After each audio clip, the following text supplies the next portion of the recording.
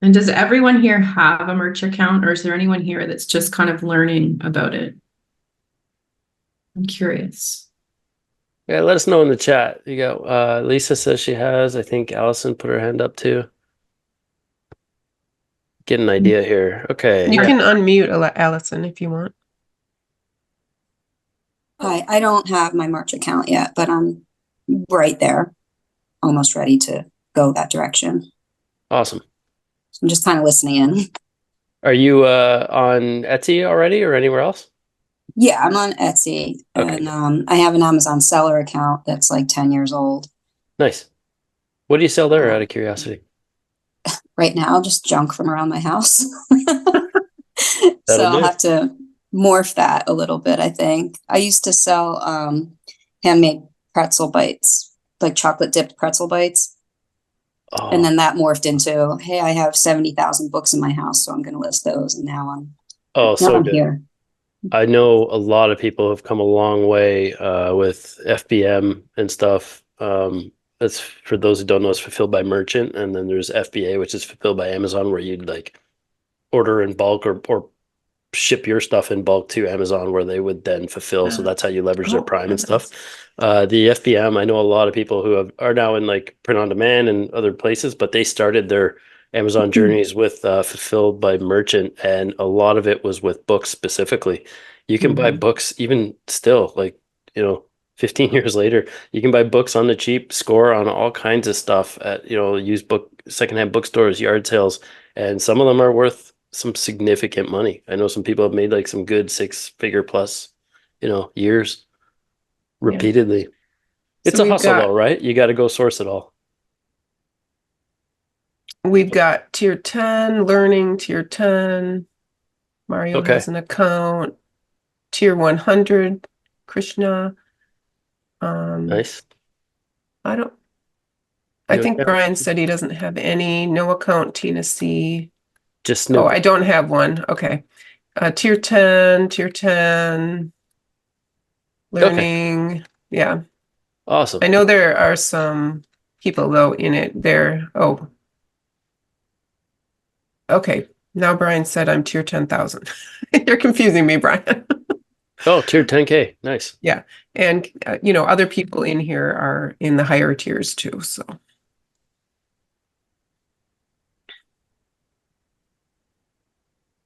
Yeah, so I'll address this one really quick, the Scott question, and then we'll keep I'll address the questions that were dropped specifically for today's call, and then Sheila will let you guys know what you typically address for those of you who are new.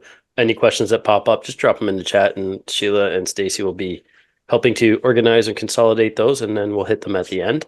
But anyone doing POD through Amazon Seller instead of merch, and then I saw Krishna say that didn't know you could sell through Seller Central. Yeah, you can do whatever you want through Seller Central. It's just a matter of leveraging a POD platform that has any kind of integration. So right now, Printify, for example, does not have that integration. So if you get an order, you have to go in and manually input it into Printify, which is a pain in the butt, because the orders don't just pop up automatically like they would through Etsy or other platforms. But there are POD, I think, platforms. I'm not 100% sure, but I think Printful does have an integration.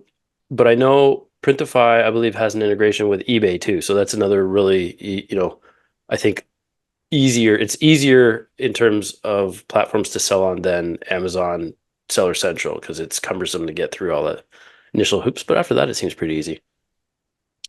Only 1,500 designs up. All right. What's unicorn status? Who's that, Brian?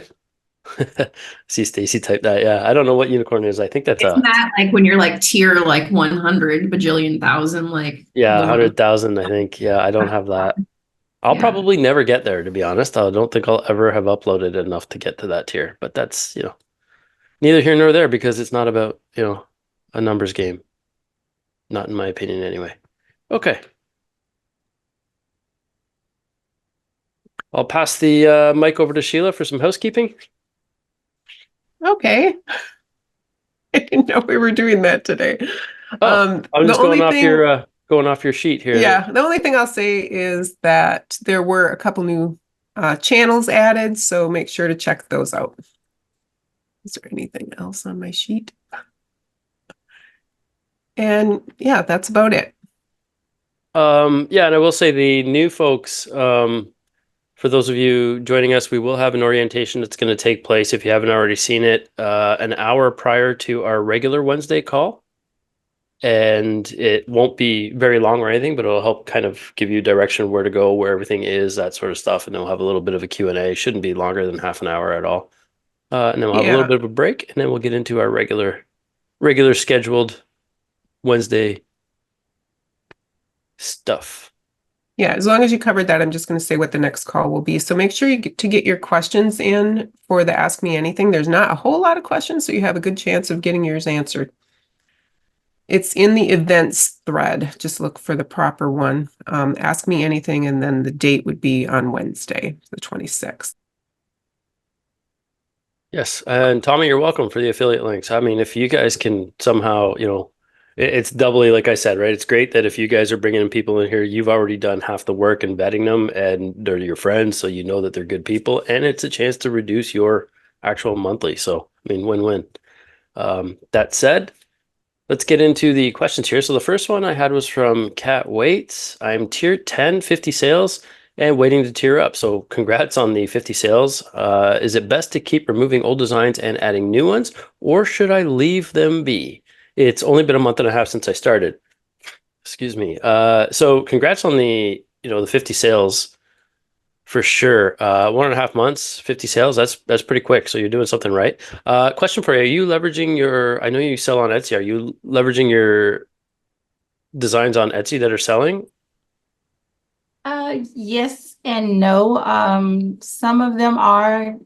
Typically, I don't put the same thing on there because I'm more niche specific on Etsy than I would be on Amazon merch if I teared up. So. Yep. So are you kind of like trying to build a brand on Etsy, and are you afraid to dilute it, or have you moved some of your best sellers over there at least to try?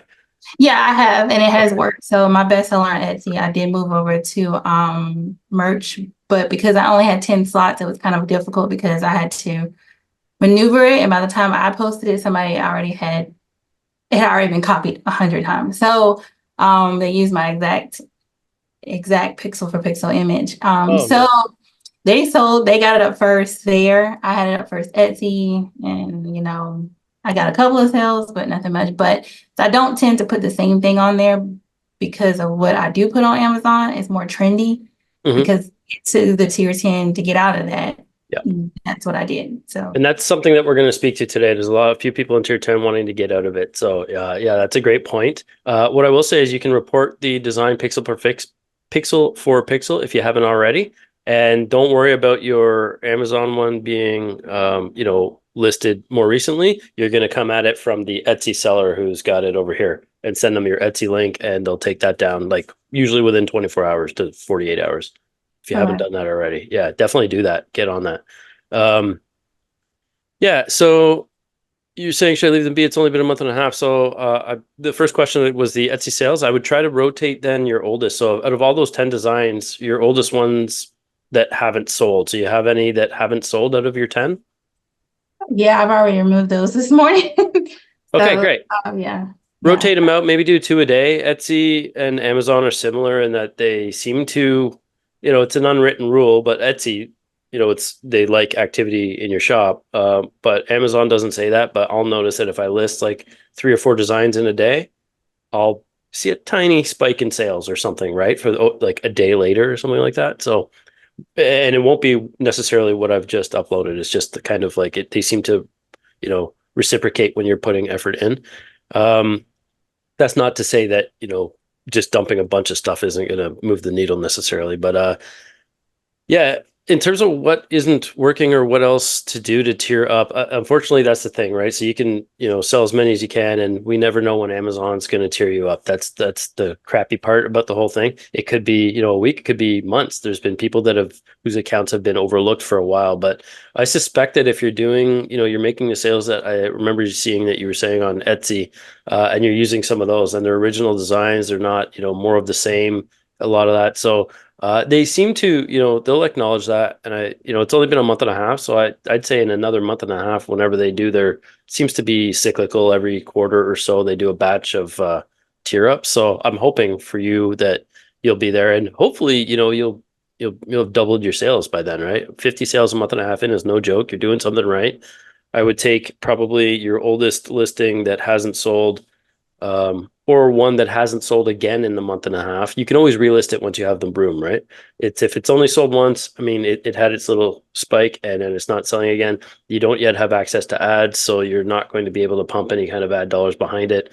If you have social media, then try to blast it there. Otherwise, no harm in taking it down and waiting on it until you can put it up again and pump some ads behind it, or you have more slots. But just try to do more of what's selling and, create variations of what's working for you. So instead of people, just doing, I guess, more of the same, but do it with a different aesthetic and try to become your own competition that way. Do 2 more designs of your best seller right now. Do you have one that's selling? It's got to be selling almost every day, right? Well, I had a spike. So my bestseller I took from Etsy came over and it sold like 16 and within 2 days when you posted it between tank tops and shirts. And then some were, one was Juneteenth and I think the other one was when school got out. So teacher shirt. So I'm probably going to take the teacher shirt down. I kind of hate taking them down and having to come back and put them back up later once I tear up because of everything that I have done on it, like redoing it. They've sold a handful of times each. I probably wouldn't take either of them down because unless you've got a year in it, like 2024, if you don't, then so then they'll probably hit again next year. So I wouldn't if you don't have to. Okay. Yeah. I mean, it's hard at tier 10, really, but that's not to say you can't rebuild that momentum. It'll just be a little more difficult, right? It's the same with Etsy that way. If you have something that's working, don't break it because it's going to be harder. Yeah, that's a frustrating one, but if you can help it, I mean, it's only 2 slots, but it is only 10. So if you can help it though, leave those there. And I would look at, try to get rid of the 1 or 2 oldest, and probably only weekly. I said every day, but if you've already gone through and deleted a bunch, then, put up 1 a day that is competing with your top best sellers. Aside from Juneteenth and teaching or the scholastic stuff, is there anything else that is kind of selling? That was the Father's Day was my bestseller. But so it's the dad shirt. But so I kind of don't want to take that one down because it was the highest selling one out of all of them. Is it dad and Juneteenth? No. So it's 3: the Juneteenth, the dad, and then the teacher. Okay, so I missed the dad one. Definitely do not take that down. The father stuff will sell all year round. You can maybe change Father's Day to make sure you have birthday in there as well. Your title, if you don't already, add that, change it, or add another one. Create a very similar one and add that. The father's stuff sells all year round. And for those of you who don't know, June, like Father's Day, is like a mini Christmas, sometimes even more than Christmas. So that's your big hit for June for sure. You've got what else? Yeah. So then you're going to end up being seasonal. But yeah, I would stick with, if you've nailed a few designs or a design anyway for fathers, then probably try to bang out 1 or 2 more of those. They sell all the time. There's no question. And you obviously have an idea for the aesthetic and what's working. So I hope that helps. I hope that ultimately, I hope they tear you up, sooner than later. But I wouldn't pull those other 2, the Juneteenth or the teacher one, unless you have to, unless you're really stuck. And some crazy trend comes out, like politics right now is going to be huge for the next 3-4 months. You can hammer that and probably blow up more sales. Only thing is that in 4 months, it may not hit as hard. So if you can help it, leave out the year or try to get the sales, right? Because either way, you're going to have to rotate them out. Up to you. I wouldn't take down any designs that have sold though, unfortunately, unless they've only sold 2 or 3 times. Yeah, unfortunately, it's just a crappy waiting game. And then on to Sherry's now. We've got sorry, Kat, any other questions on that? No, I'm good. All right, cool. Sherry says, what is a tool to use to figure out what sells and how to research what sells on merch? I've got 2 here that I'm going to share my screen with you. Okay.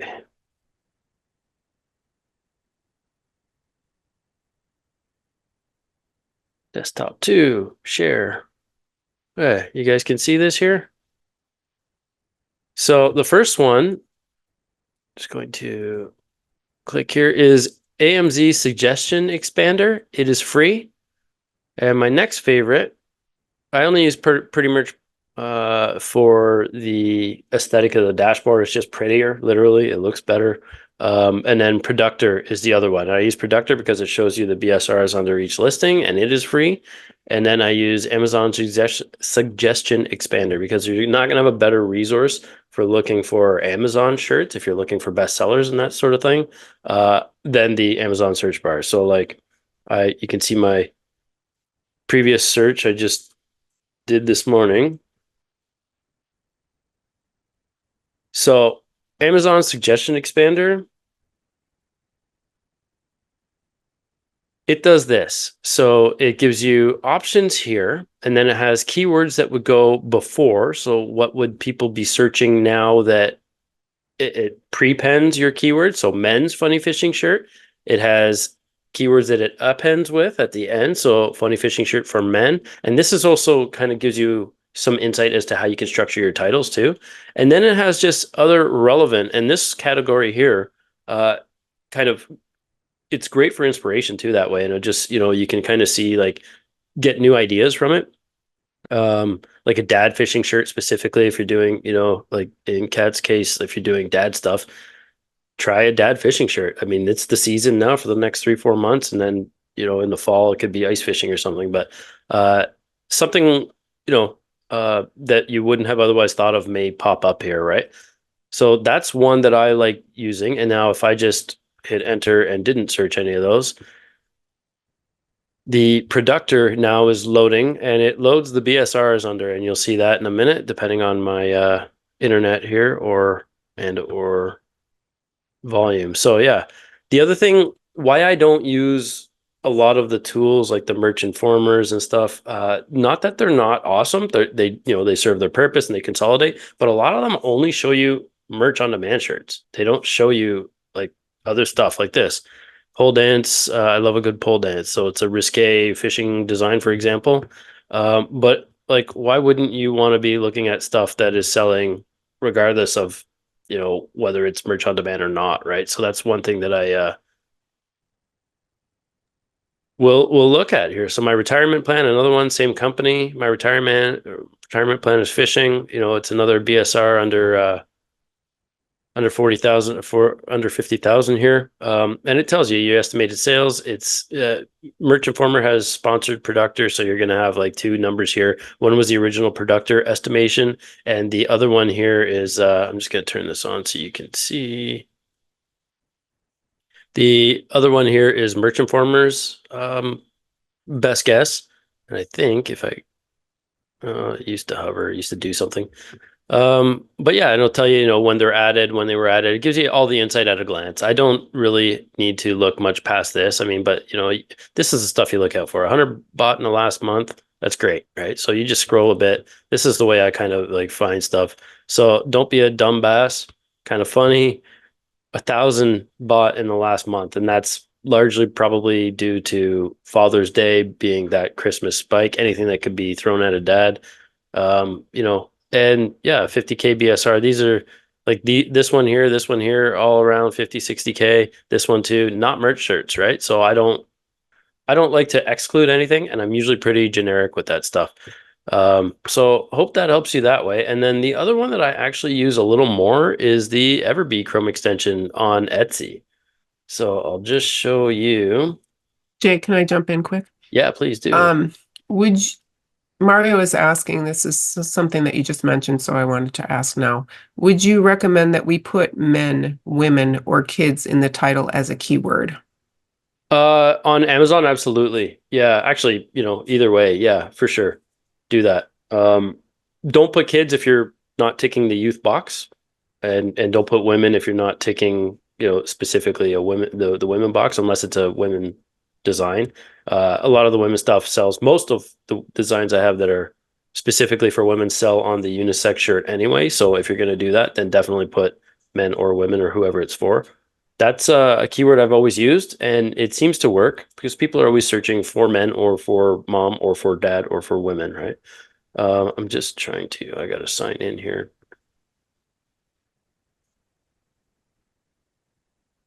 Change the way it works. Brian is asking, are you still putting shirt in your titles? I know Amazon recommends that we recommends it. They recommend they that you don't. don't. Right. Yeah. But it is not a rule like gift. Correct. Although anytime I've put shirt in, it's gone to a manual review, which can bite you in the butt if you know, if there's anything there that somebody doesn't like or they had a bad day. Oh, it looks too much like this, or you're doing this. You know, it's very subjective at that point, and it's not awesome. So I don't do anything that will flag my account. There's no reason to put the word shirt in there, really, because they append it at the end with t-shirt, V-neck sweatshirt, hoodie, whatever it is. They add that onto the end of your title. So I would, you know, I stopped adding shirt. I want to. I add T sometimes, TEE or top. A lot of women use the word top when they search. And I hear it in conversation. That's why I added it in there. But otherwise, yeah, I wouldn't do anything longer than that. Like shirt's even too many characters to give up. It's a short title, short real estate you got there for keywords. So I wouldn't, worry about it. And it Okay. doesn't seem to matter. Looking now. Sherry is asking a follow-up. What would a good BSR be? Well, so right now, and I mean, when you're looking at BSRs right now, the BSR is going to tell you, it's not a static thing, right? So it changes every day, and it's it's the best sellers rank against other options in these categories. So right now it's selling awesome in the clothing and shoes. It's ranked really low, which is the top, so if you guys don't know, the lower the better here for the bestsellers rank, because it means you're closer to the top. So right now it's really high in men's novelty t-shirts category. But these change, and they're based on the past 30 days of data. So I don't put too much stake in it, but anything under 200, you have a pretty good chance at selling pretty regularly, I think. Under 100 is definitely going to sell if you can bring something new to the table. Under 50 is really going to sell, but it might be a little more competition because people using all those tools are just going to try to jump on top of it, right? But yeah, the other one is Etsy, and I say Etsy because, speaking with Kat this morning, if we were just to look at any funny fishing shirt, and if you guys missed it joining late, Kat was able to put up her bestseller on Etsy, from Etsy on Amazon, and have it sell, even though it wasn't a new design, right? It's new to Amazon. You wish you had gotten there faster, but typically what is selling on Etsy will still have a year or two longer shelf life on Amazon, because the Amazon shopper isn't really as artistically or aesthetically educated as the Etsy shopper. It's more boutiquey here. So you're going to see some more stuff like this right here, bestseller Cranky. I have not seen that on Amazon yet, but give it time. I bet you there'll be a flood, right? So if you can get on, how easy is that? It's a bestseller right now. I'm just curious now. And then using Everbee here, I'm just going to analyze this listing. We'll see what kind of velocity it's got. And again, it doesn't have to be over designed, right?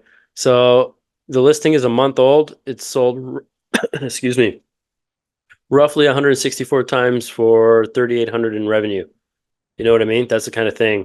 I'll probably create something with a few different variations of reels, because I know the fishing niche, right?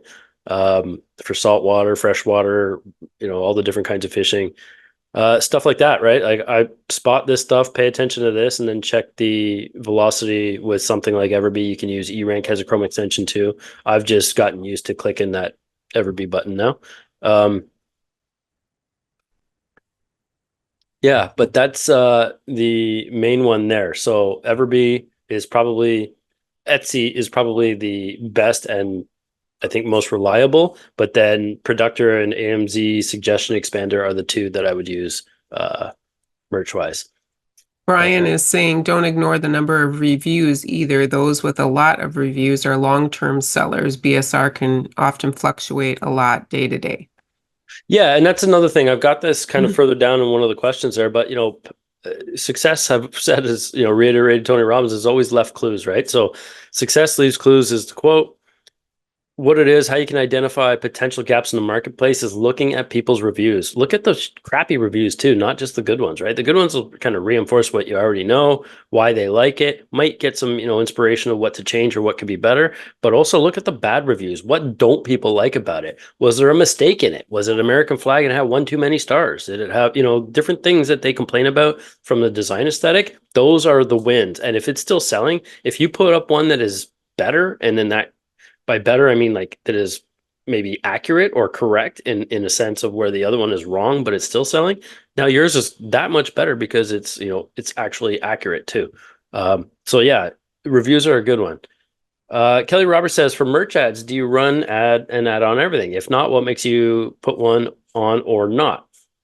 My answer in a nutshell here is, I've wrote it all out here, but I do now because I know my designs have the potential to sell, right? So I'm not usually flying blind. You've kind of once you get, once things start to click, you start to know how to identify patterns and how to bring an aesthetic that is kind of trending or hot right now over to a niche that has been done over and over. You can just make it look a little different by using different color palettes, different trending things that are working now. I'll test with ads, but if they end up costing too much, then I'll just kind of turn them off if they're not helping the bigger picture, right? So I don't mind. I think for me to break even, I have to have a 21 or under 22. So ACOS, average cost of sale on my ads.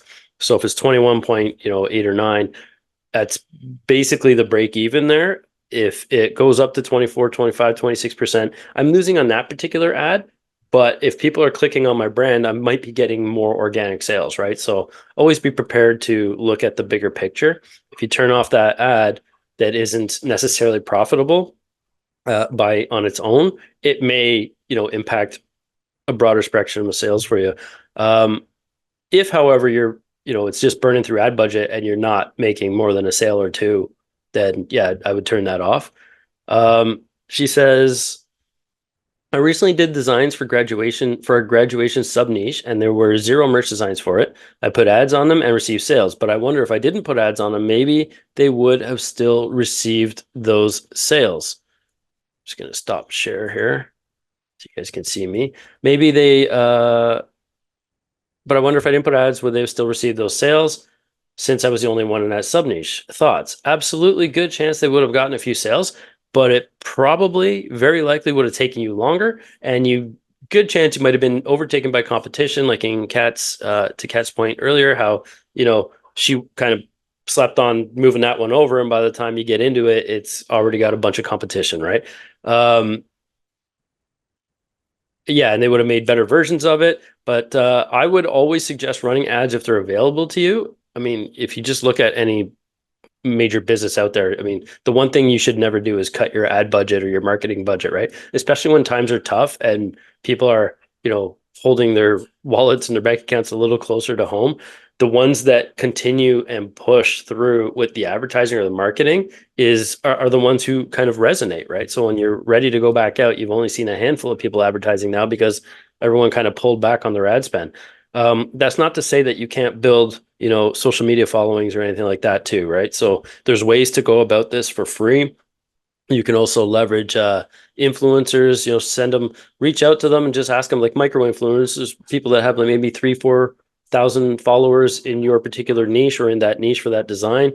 Ask them, hey, if I shoot you a sweatshirt or a t-shirt, in this case, a t-shirt, do you want, would you wear it and make a video of it, right? For free product. As soon as you get into the people with 30,000 followers, then they're going to start to be wanting compensated financially for it. But yeah, you can definitely, lots of ways to do that sort of thing. I'm not even sure what a lottery campaign is, Brian. I think it's when people just throw a bunch in under one category and set a budget. If that's what it is, then I do that also.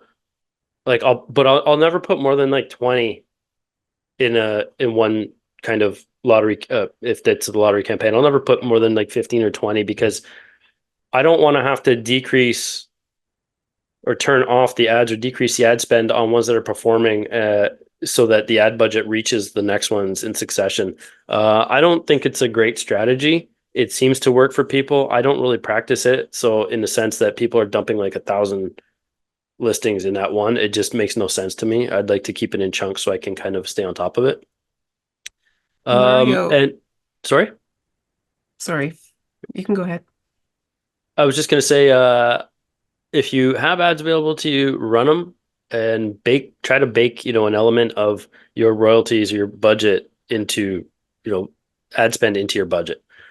That works. Yeah, you do them by niche. That makes sense. Janet says, I need help with everything, please. I'm tier 10 and have not sold one thing and have had it for over a year. I find it really frustrating. So, Janet, are you on the call? Yes, she is. Okay. So I'm going to ask you, when's the last time you uploaded anything? Hello.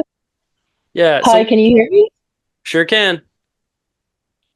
So when's the last time you uploaded? Probably like a week ago.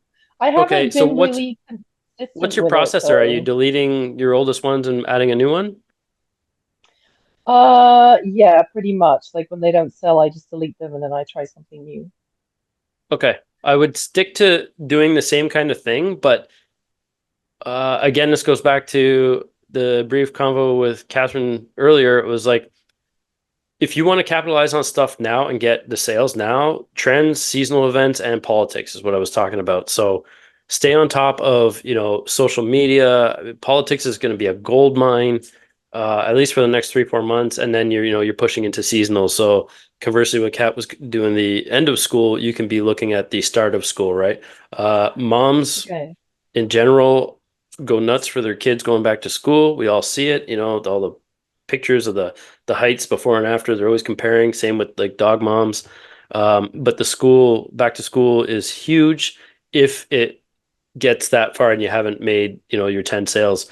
Part two of your question was, I keep hearing that I have to buy my own stuff to tier up. Is this Yeah. true? It seems a bit extreme.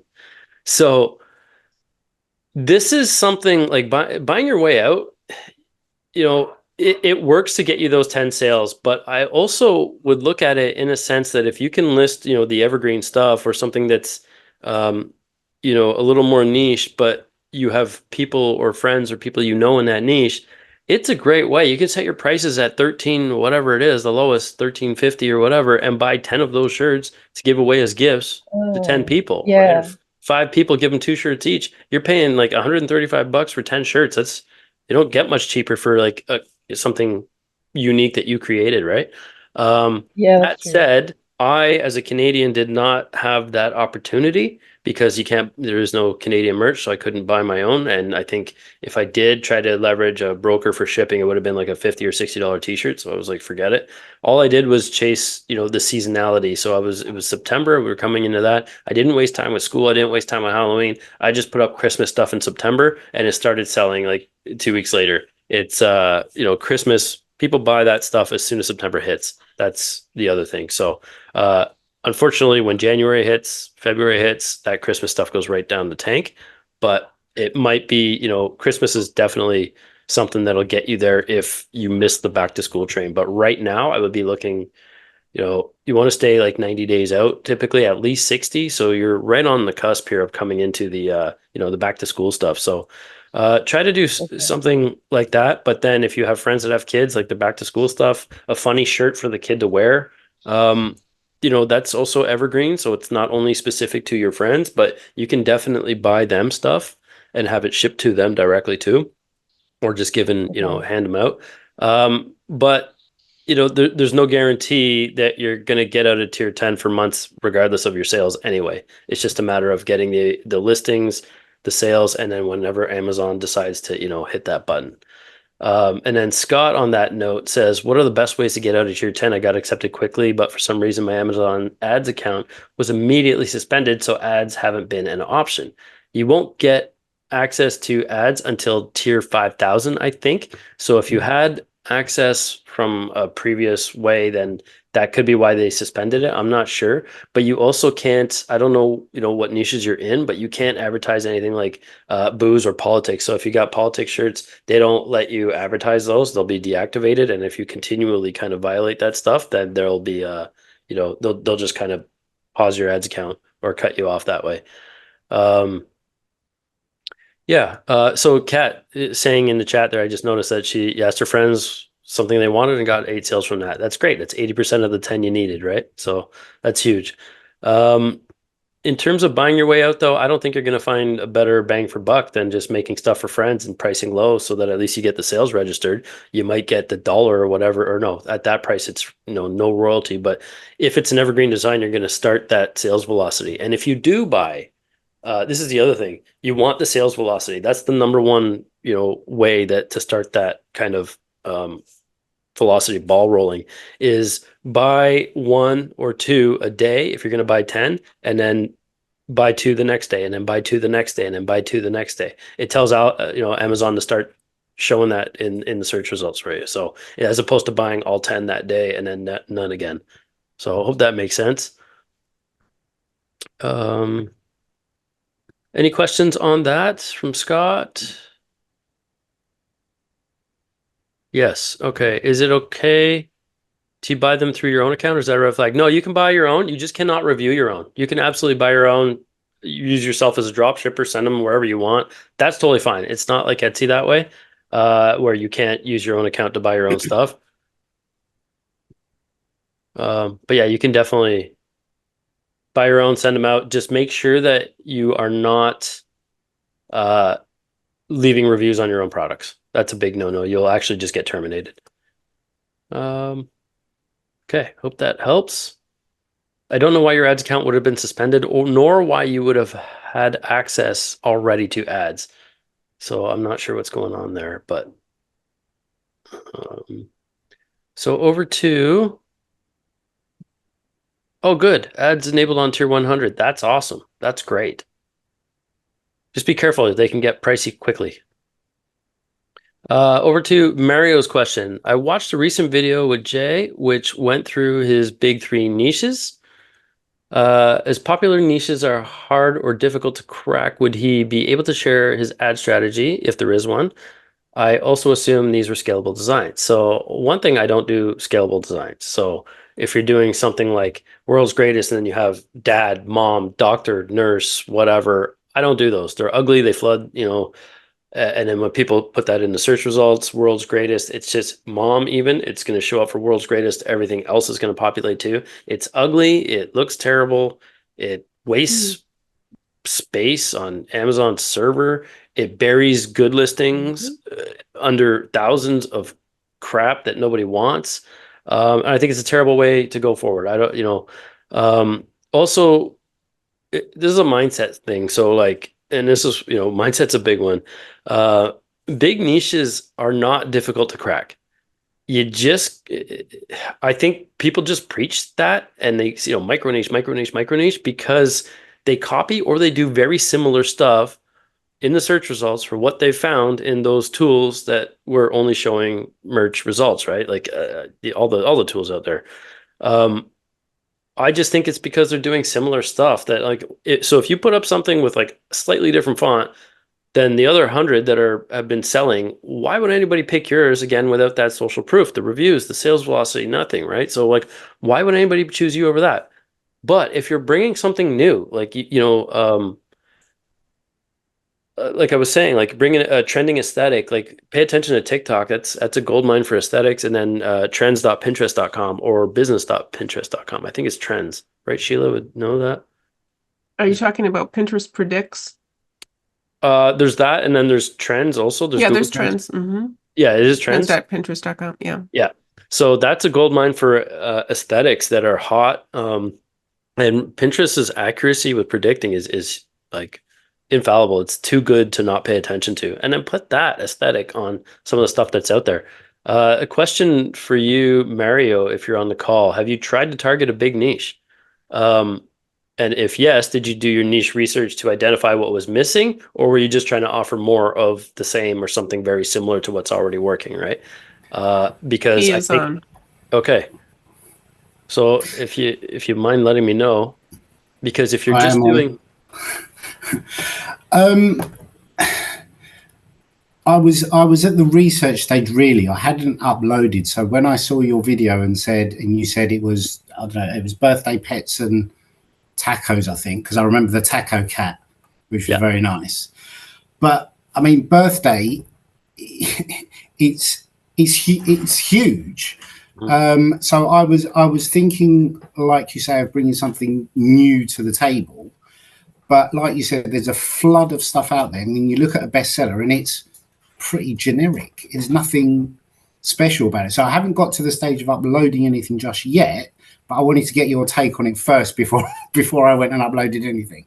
If that Yeah, makes so sense. stop looking at bestsellers, right? It's a birthday design. You want to have the age or the year in there. Those are the two big things. And you want to have Yeah. maybe a phrase like, um, Don't give away your secrets. no, but I think you have to look it up. But like the man, the myth, the legend, I know is trademarked, but something that would, or vintage dude or something, like whatever would Yeah. work with potentially that year. And then you don't have to like scale them out and do every single year. Do what's hot right now, the 40th, 30th, 40th, 50th, 60th, 70th, maybe 75th, and then the year. That's it. But Mhm. then, leverage design aesthetics that you see on Pinterest or elsewhere. If you're just looking at the best sellers right now, you're never going to be able to come up with anything new, right? Okay. And then try to mix that with some niches. Like maybe there's particular fishing. I'm looking at the fishing Etsy screen on my other monitor right now, but like fishing birthdays, right? We saw there was a Father's Day fishing shirt. Well, a birthday fishing thing is, Yeah. things a little more specific than just generic birthdays. And then it's ultimately you'll be able to set yourself apart with the aesthetic. So if you can, leverage stuff like that. But don't be afraid to try, just throw it up there. The niches are so big that there's enough of the pie for every single one of us. I would rather sell get a small piece of a massive pie than own the entire micro niche pie if it's only this big. It Yeah. just makes no sense, right? And I think there's too much stock put into low competition, high demand. Low competition is great. High demand is ideal. But if you have low competition sometimes, or too much of the like pigeonholing yourself with the low competition, sometimes that just means that there's literally not enough demand, right? And there's not enough. I look at things that are proven. Like, I mean, evergreen things that are proven. Who's not gonna Tacos are never gonna go out of style. It's a food everyone's gonna love. They've loved it for hundreds of years. They're gonna love it for hundreds more. Cats are never. That was my second big one on birthdays. Like things that'll Yeah. never go out of style. You'll never not have a birthday. You'll never not like a cat. I don't even like cats. I'm just good at designing in that niche, right? So, think bigger. You don't need to design for respiratory anesthesiologists who like cats and drink coffees on Wednesday. Like you're talking to now a very, minute segment of, even if there is a market there, it's a very minute market, and it's Yeah. just not worth the squeeze. There, you're trying to get juice from these lemons and oranges that are tiny, tiny, tiny, and it would just take you, 1,000 designs just to get enough in that niche to maybe resonate across a few different respiratory anesthesiologists, for example. When I would zoom right out to the healthcare industry and just go nurses, doctors, whatever, and then maybe ICU, the big ones, Mhm. right? Like the big ones. Okay. Yeah. That's really Mario- helpful. Thanks very much. Yes. Mario also had a question about ads. Did you set up manual or auto campaigns? So you thought you just hit that while you're talking to him. I do the auto ones for sure. I don't waste time with the manual. If something's like pops off and is sinking fast in terms of BSR and is really like getting really, really good sales, then I might look at a manual ad. I have done that in the past in a specific niche and I don't mean niche, but like a lottery campaign. I'll set them up, and if things are like really starting to go, on those 10. Like I'll do them. So my lottery campaigns, for example, if I'm even using the term correctly, Brian, you let Yeah. me know. Yeah. But You are. I won't upload more than like, 10 in a day, and that's probably looking at 10 a month actually. So I'll maybe upload like 5 to 10 a day in that month, but all in one day. And then I'll put all of those in one lottery campaign because they're all niche specific, right? So I'm not going to put Yeah. like cats and tacos and birthdays all into one, for example. But if I did 10 new cat designs or whatever, like anything, fishing designs I do too. If I Mhm. did 10 new fishing ones, they would all go in the same ad campaign, and then I'd be able to monitor those pretty easily because there's only 10 there. I'm not scrolling for days or anything. It's all at a glance, right? Would you do a manual campaign for, I don't know, let's say a specific event? So, for example, the Olympics are coming up. Would you do a specific manual campaign for that, or would you just think, "Do you know what, I'll let Amazon take care of it and just do an auto"? I would do automatic. I would also specifically stay away from the Olympic stuff because even using a sport and the country can get you into hot water quickly.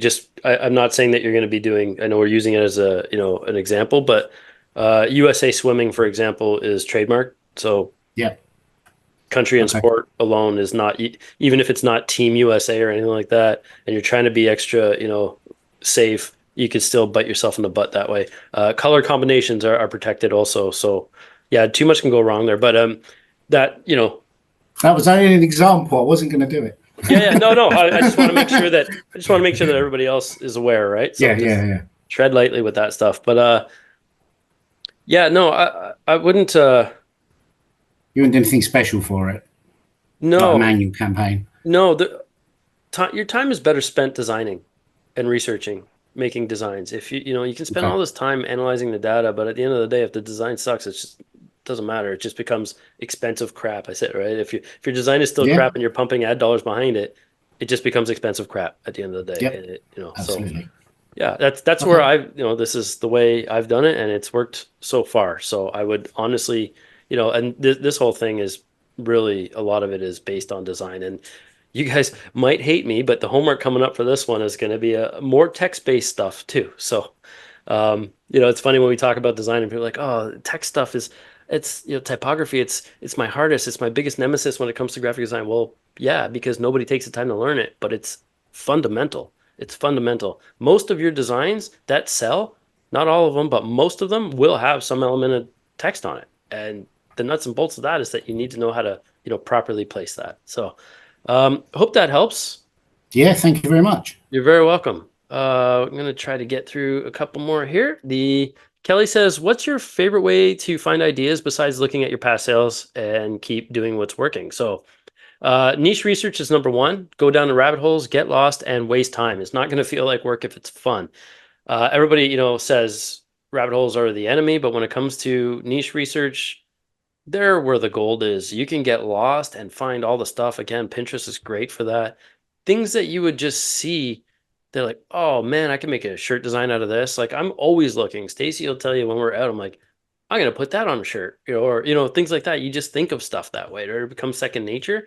If and it'll only become and click and become second nature that way if you're not only looking at t-shirts all day, right? Because then you're only looking at what's already out there. The goal is to kind of have a sense of what's out there and what's working, but look at things that aren't already there. If you can, identifying the gaps and filling those holes is where it's at. Go down the rabbit hole, save the designs. I'll drag and drop them onto an artboard for inspiration and then like cool ideas. And then I'll have a bunch of different color palettes that I'll drop too. You can get them in Kindle or Canva and on Pinterest as well. Those color palettes, will they work? And then what emotions do I get from those color palettes? Maybe it's a beachy themed something, from these designs that hasn't been done yet, right? And then again, I would start on Etsy, and then because they're typically ahead of the Amazon merch that way. And then uh, what do I have here? I start on Etsy, yeah, and then drop it in Google. Google the phrase and see what comes up. Start broad. I don't like to pigeonhole myself to just the platform that I'm on, and just t-shirts. I think you're doing yourself a disservice if you're only looking at what's currently selling. And then otherwise, social media is the big one. TikTok, things go viral on TikTok overnight. It's crazy. You know, I don't watch a lot of TV or news right now, but if something was said by a politician or somebody, famous, it's going to be all over TikTok tomorrow, and Twitter, like any of those, the big ones. It'll be all over that, and you'll know because if you hit on one, you'll see the next 10 videos or whatever that you're scrolling will be the same, right? Same topic or same niche anyway. What else did I have here? I said, oh yeah, TikTok trends seem to go and last longer than upwards of a year or two. So there's been a few that have been going on forever. The pickle thing has been going on for over a year now. There was another one recently. Can't think of it now, but it's been going on for 6-7 months now. They're not just like 2-week wins and then they're dead, right? When you're in the lower tiers is kind of where we're gearing to a lot of this towards, because the fastest way to get those sales is to do what's like hot, but before other people get there, or to bring something different. And the one that is trending now that I would not do, I'm seeing people, I have to bring this one up. It's the hawk tuah. So if you haven't heard of it, you can Google it. It's spelled HAWKTUAH. It's meant to mimic spitting when you hawk kind of thing. Why wouldn't I do it? Here's why. Because somebody didn't read the merge content policies. That's why. So I'll see if I can pull up this so I can show you.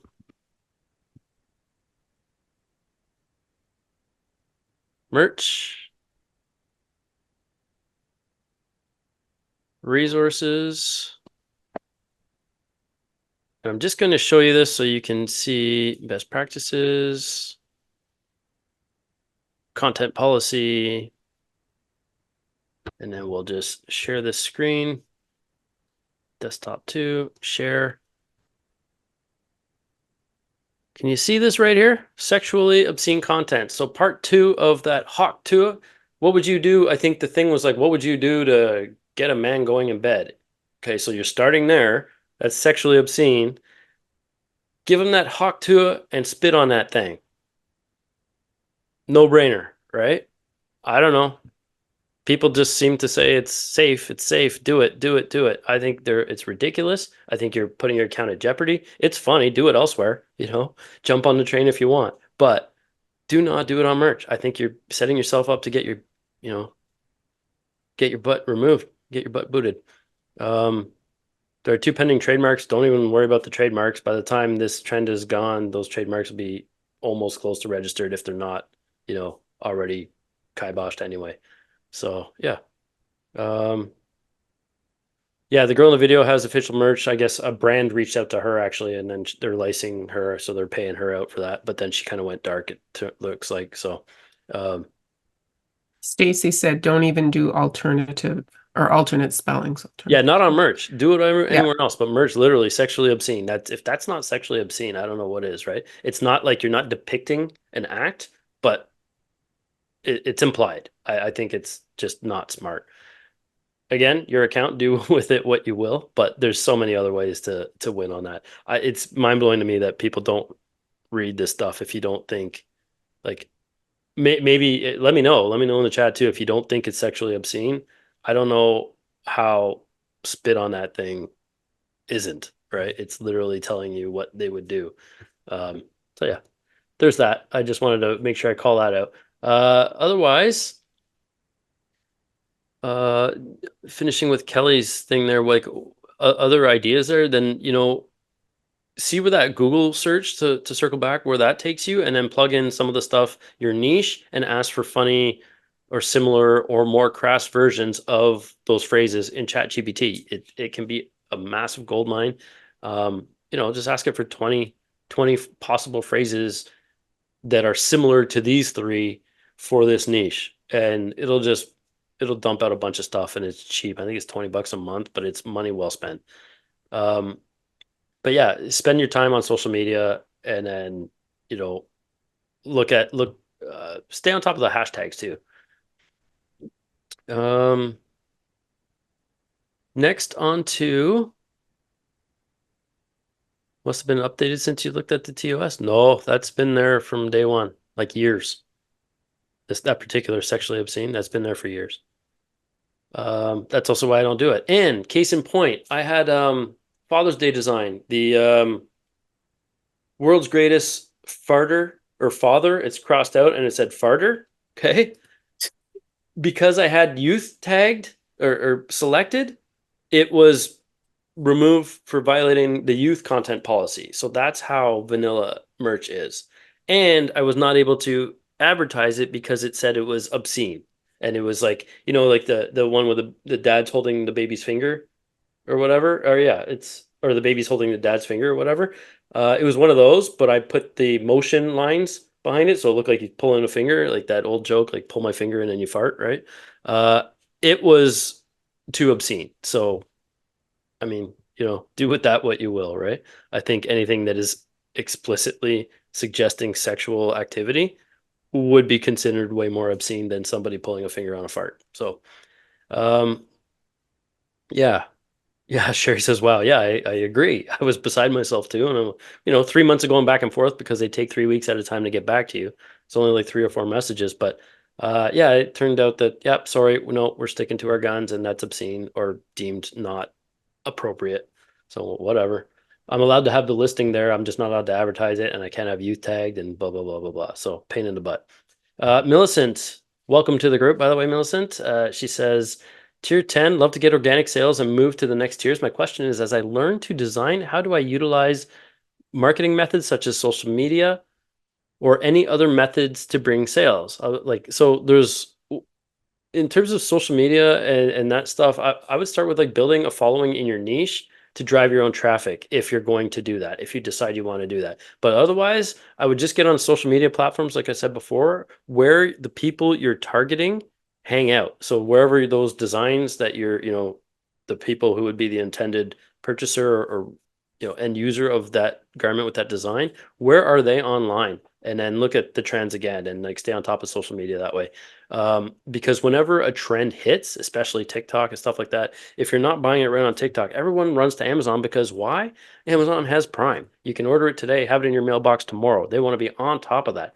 The Hawk Tuah, for example, if you're on Seller Central, list it all day, right? On merch, for example, if you're doing any of the other trends, people wanted to wear that tomorrow, right? They want to, oh my God, I saw it on the news today. They want to wear it out on Friday. Like, we're Monday now. They want to wear it out on Wednesday, right? So Amazon's where people go to get things tomorrow or the next day. So stay on top of trends for sure to get you out of that tier 10. I think that's just smart. And then if we have any other questions, I'll take a few and then we'll get to homework. Or maybe I should do the homework. I realize we're coming up on 11 exactly. So good timing that way. Yeah, that was good. So hopefully, Millicent, that helped. If you have any other questions, please drop them in the chat. I think I'll share now my screen for homework. Don't hate me. Where are we here?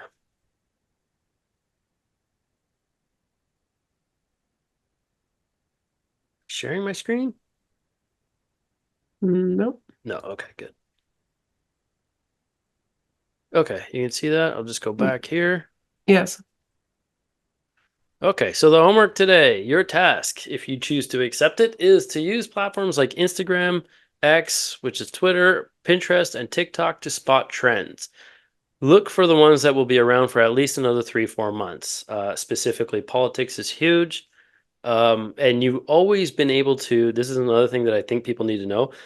When somebody is in the running for a presidential candidate or for office in general, you're allowed to use their likeness. Now, this isn't legal advice. This is just what I know from having done research prior.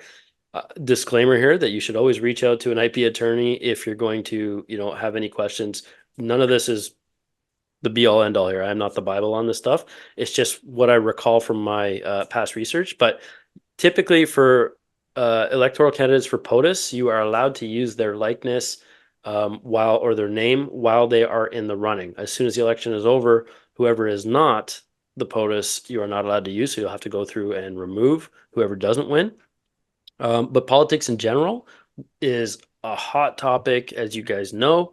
And it'll be around for another 3-4 months, right? So we're not looking for things that'll be like up and dead in a week or two. We want stuff that'll stick around for 3-4 months. Bonus points if you can make it generic enough that it might even be evergreen. And then, follow relevant hashtags and note popular themes in design. So literally screenshot stuff or text it to yourself. That's what I do all the time. But or write, if you're a pen and paper person and you're at your desk, then write down the hashtags and then search those hashtags, dive in, click on them, see where it takes you, right? Because you can get a lot of insight into what people are into in that niche without necessarily looking at the products again, right?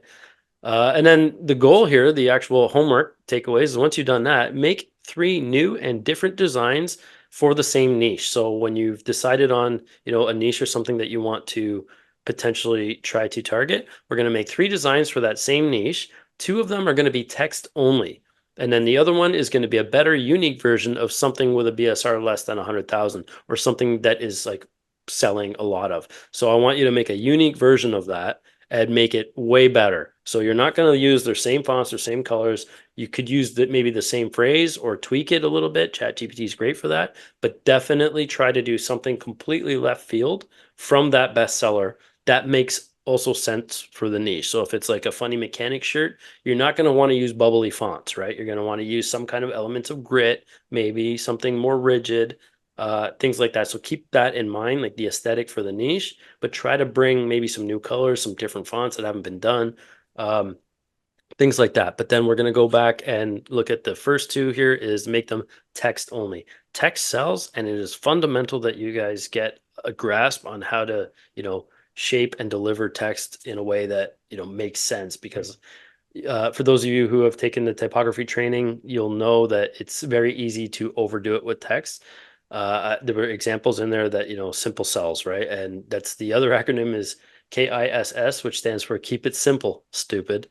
One hard lesson learned that, graphic designers like myself, yes, I had 10 plus years of graphic design coming into selling print on demand shirts, but boy, was that a wake up call. Just because I knew fundamentally it was a good design does not mean anybody out there wanted to ever buy it, right? So make sure, and if you haven't gone through the typography lessons or training, please do so. I think, we've had really good feedback on that, and it's also a topic that I don't think enough people spend time talking about, whether or not they know it, but like the YouTubers and stuff, or they don't, or they just don't see the value in it. But it is, I'm telling you, fundamental. So that'll do that. Okay. There was a question in the AMA regular for Wednesday, but I think I'll drop it here just because it's merch related, and then, it can all be together. Do you have a pricing strategy that you recommend for Amazon merch, from Chris Harris? Yeah, sure. So my pricing strategy is, make money. I got to kill that here. So the people that price really low, I'm saying to do that, like in Janet's situation there, to make it low on her bottom end. If you were going to buy gifts for other people, then that makes sense, right? But then jack those prices up if they start to sell. But I don't list anything under $18 on merch. It blows my mind that people think that they're better off pricing low for the sales velocity to get going. When I see a $13 or $14 t-shirt, I immediately think, like, it's perception, right? It's the quality. I think the quality's crap. I'm like, why is this so cheap? There's going to be 1,000 other people wearing the same shirt as me because it is so cheap. All the reasons that people price low, I look at the opposite effect of that. I don't want, to be wearing something necessarily that 10,000 other people have, unless I'm going to like a sports game or something, or a band, like a venue where there's a band playing, right? That everybody's going to have the same. But no, I price to make money. So like, I don't know if you're, and it's also not a numbers game that way, because you got to be unique in what you're putting up. But if you're putting up like 1,000 designs a month, like a lot of these people are telling you to do, and we divide that by how many hours is 100. So if you're doing that, I'm trying to figure out a way to figure out this math here. If you're making $1,000 a month in merch revenue, divide that by working full-time, uploading every day, all day, like a lot of these people do. So let's say even worst case, you're not doing a full 40-hour week, but you're doing half of that.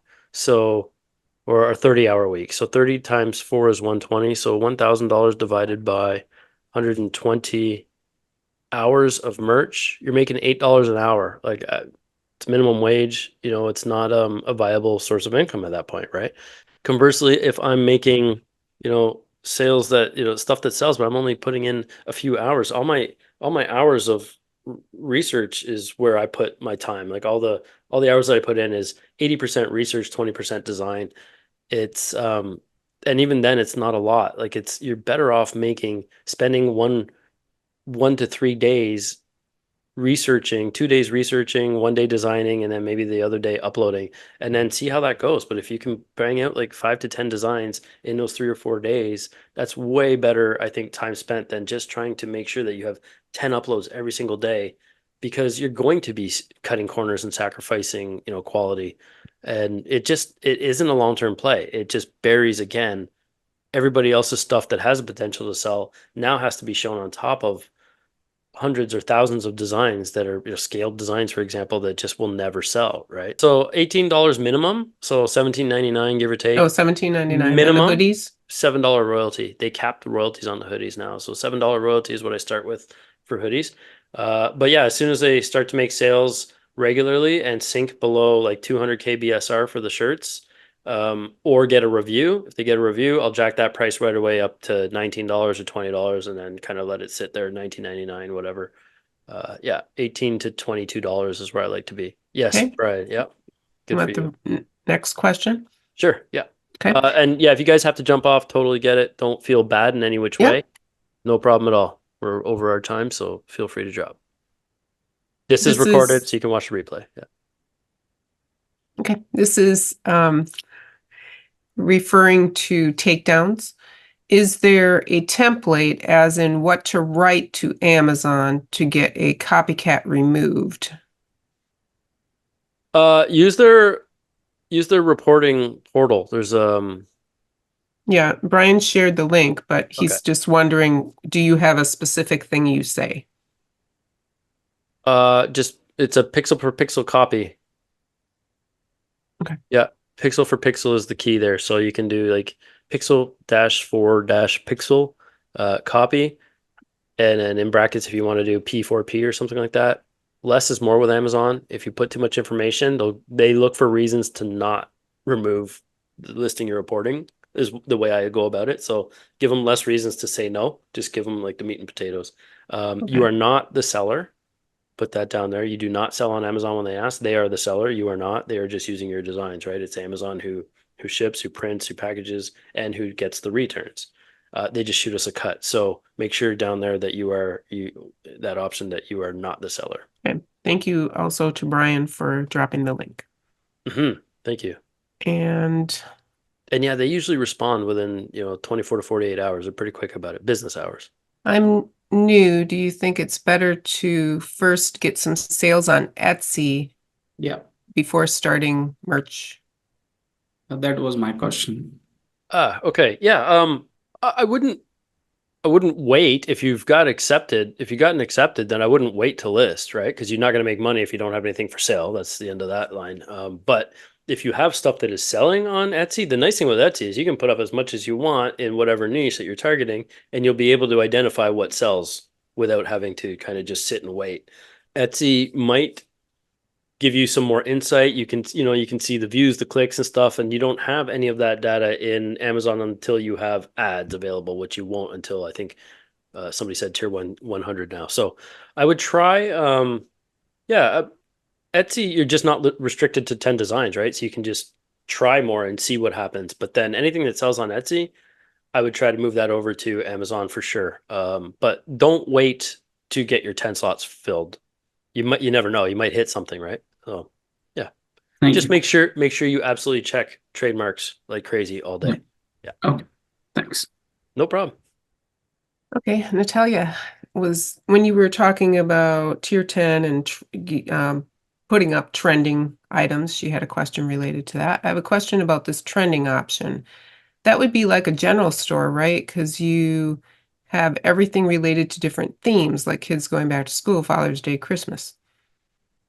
So I think she's looking at it a little differently than Etsy. Yeah, so you can have your own store, but not until you have ads on Amazon, even under the merch program. A lot of merch sellers don't know this, but you can actually create your own store under your ads account. and it's free. You can just do that. But on Amazon, it's very much more like a general store that way. The only reason I stick to major niches that I know well is because I know how to design for them. But I have dabbled, right? I mean, you can put up thousands and thousands of designs pretty quickly. So if you have the designs and you know what works, is ultimately I'll just take my Etsy stuff and put it over there as I design for Etsy, and then as it works, I'll design over here. If it's a crazy trend that I think I might want to throw my hat in the ring for or try something, then I'll just put it up, right on Amazon right away and see if I can get some sales for it. But otherwise, yeah, I just stick to what I know. But yeah, it's definitely very much a giant general store that way, because Amazon's the seller. We can create our own brand, but if you click on that brand, it'll show more of your stuff if you've used the same brand name, but anyone can use your brand name if it's not trademarked. So if I had like Jay's Cool cat tees, for example, and it was a bunch of cat stuff, anybody could use Jay's Cool cat tees and they'll fall under that same brand. So even if I only have 10 there, you could have like 1,000 other designs all mixed in, right? So it's very general that way. Justin James says, been trying to get into merch on demand for over a year with no success. Should I move on or keep trying? I have a separate Amazon seller account. Could that increase my chances of getting accepted, in your opinion? Completely different entities. Amazon, love them or hate them, they don't talk to each other. So Seller Central, I'm part of Amazon's brand registry. All that did for me was make it harder on merch to get stuff with my own trademark approved. They just put down the banhammer on me all the time and I have to go back and forth. So they do not talk to each other, and I have to go back and forth and say, look, here's the proof. I am me. Oh, we don't have authorization from the owner of the trademark. And then I have to literally write again, I, Jay D'Souza, me in brackets, give myself, Jay D'Souza, me in brackets, permission to use my Jay D'Souza's. It's as ridiculous as it sounds. I have over 100 emails probably a year, every year that I've been on merch, 100 emails a year, no problem. It's a repeatable thing, and it's never going to change until, it's not even a bot issue. It's the people that they're just not trained properly. So yeah, no, one will not impact the other, not that I'm aware of anyway. I think there was a time where people were using a backdoor for like influencer accounts to get in and stuff, but I don't think any of that. What was the first part of that question? Sorry. The first part was, should you move on, right? It's Yeah, move on, right? I would move on instead. If you're waiting just for this account before you get into your POD journey, then yeah, move on. But I would not stop applying if that's the case, right? Continue to apply. I'll give it a few months between or whatever.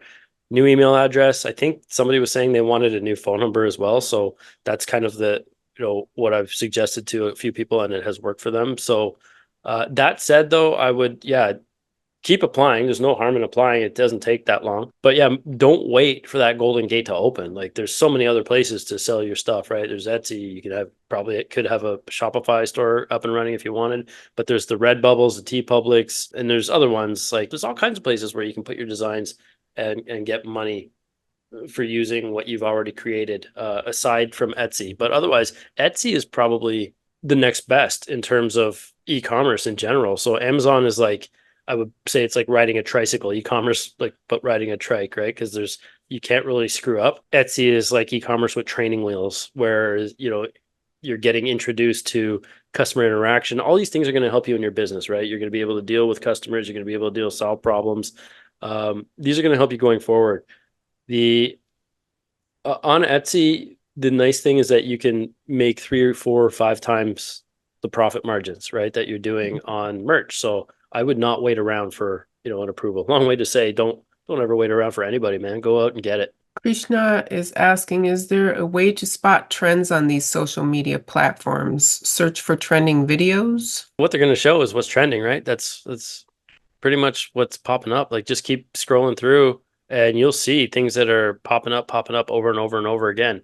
Yeah, on Etsy, you can spot bestseller stuff for like what's selling on Etsy. You can bring that over to Amazon merch, but trend spotting in social media is easy. It's usually out of the first 10 things you see, it's usually like half of them, right? And you'll start to see a pattern there. Yeah. Pinterest has their own little trends.pinterest.com, so you can. Yep. And then Google Trends too, right? That if you're literally looking for what people are searching, or you'll see the spikes. Yeah. Yeah. All free. And Tommy said would love training on how to spot a trend, and there's 4 people gave him a thumbs up on that. So I guess there is some interest there, maybe in Sure. Yeah, we can do that. watching someone do it or something. Well, we'll see. Yeah.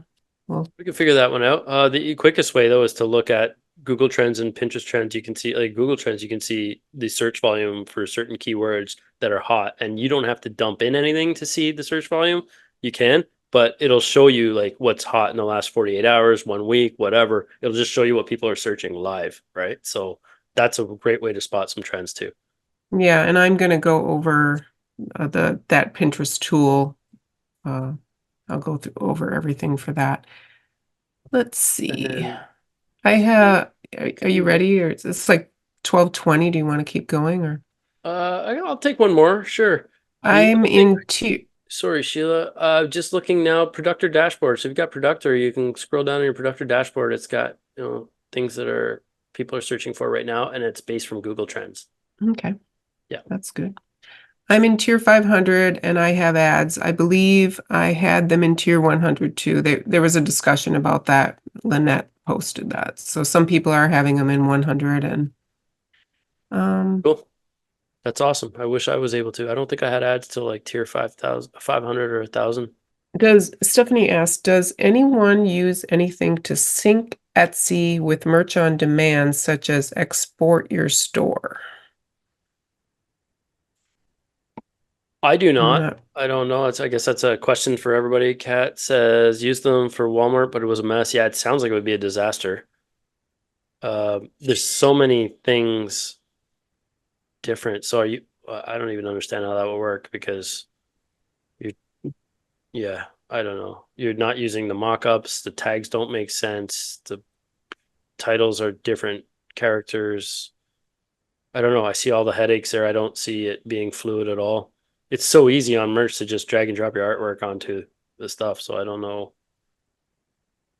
I don't know if there's anything that needs any help And that way. then Natalia's just asking, is tier the number of products you have listed?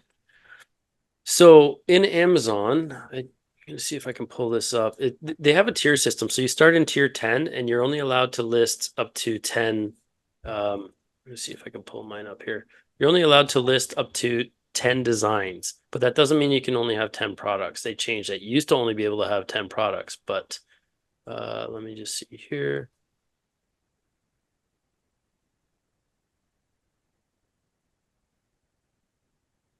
Do that, share screen. This one. Share. Okay. So you can see that I am in tier 8,000, which means I can have 8,000 live designs. I've only got 1,600. I'll be very surprised if I get to 8,000, maybe in years, but I don't know if I'll ever get there. I can Google it and share it, but there is a chart that a few people had put together. But you start in tier 10, then after that, in order to get out of there, you need to have at least 80%, or this is the way it's always worked, but Amazon does what they want, so it might not always stick that. But you've always had to have 10% of your slots filled. So in tier 10, you would have to have 8 designs uploaded, and then you would have to have sold your tier. So you'd have to have 10 sales in order to move on to tier 25, at which point you need 80% of those designs, which is 20 designs, and then have sold 25 of those to move on to the next, and so on. But yeah, I mean, you don't need to be like yesterday was 260. I had a slow weekend here, Father's Day weekend or whatnot, coming off that hump. But like, you don't need to have these crazy high accounts to make money with Amazon merch. I think it's like, you guys know, I'm doing massive niches, evergreen, and this stuff sells all year round, and that is the goal. Less is more in terms of quality over quantity for sure. Make bangers. Don't just keep doing more of what's out there. It's going to be impossible to compete, more so than ever Etsy was that way. Because you're competing with tens of thousands of designs instead of a few hundred on Etsy, for example. So hope that makes sense. I'll stop sharing there. And I think that'll do it. Yep. All right. I agree with Brian. I don't know if merch likes using automation tools. I don't think so, but who knows? You know, I don't use them. I don't think it's necessary, but I'm also not uploading 100 designs a day, so I don't need them, right? Yeah. So let me know how, Okay. you know, in the chat for this post event, what else you guys wanted in terms of merch too. We'll do that we'll try to schedule another call in a month or so. But yeah, for now, get that homework in. We'll have an event thread for those of you who don't know that has, we'll have a homework thread for this particular event. And yeah, look forward to catching up with everybody on Wednesday and in there. Do we have any closing? Nope, we're good. We're good. Yeah, monthly calls will be very nice. Yeah, I'm going to try to, you know, figure out a way to incorporate some of that. As you know, though, a lot of it is design centric that is, you know, transcends platforms, right? So it's good for Etsy, it's good for here, it's good for Amazon. So yeah. Yeah, we'll have to see how many questions we get before we commit to a monthly. Okay. For sure. Gracias, folks. Go have some fun today. Let's get going on the homework and get some designs going on. Mm-hmm. You're very welcome, folks. Thank you, man. Thank you so much. You're very welcome. You're welcome. Nice to see you all. Yeah. Thank you. It was great. Amazing. Thank you very much, guys. I love Bye. you. Oh, that's so sweet. Love you too. We love you too. You're so good. So good. Thank you.